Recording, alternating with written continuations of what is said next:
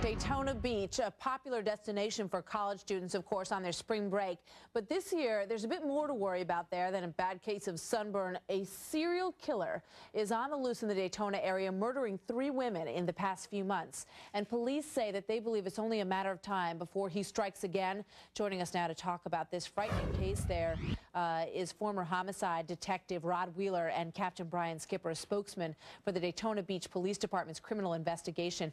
Captain, let me start with you, if I may. What's the latest on this case? Well, we don't have any new developments. We are getting some leads practically on a daily basis. Progress is steady, but unfortunately is slow. And how much participation are you getting from people in Daytona on things they may have seen or heard about this case? Like I said, we're not getting as much information as we would like. We are getting a lot of tips through our crime line, but we wish it were more. Rod Wheeler, you know, looking at this situation, so far it's been 3 prostitutes who have been the targets of this guy. You know, how do you go about tracking him down, and do you think he's likely to strike outside of that mode?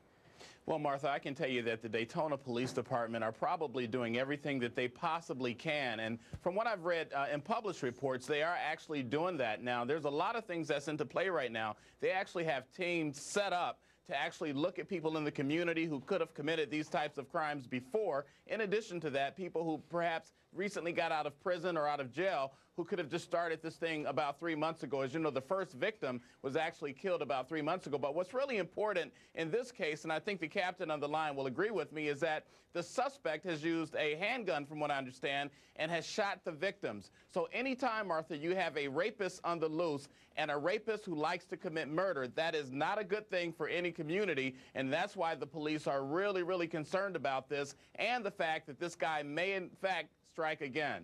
Captain, there was one story that I read about this that said that they weren't ruling out that this might be a figure of authority that was committing these crimes.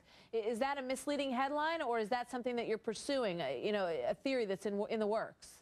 All theories are open at this point. That thing did kind of spin out of control, but the fact is we don't know who did it. We don't know what their occupation is, and so and we are not focusing on any one particular occupation, so it could be anybody.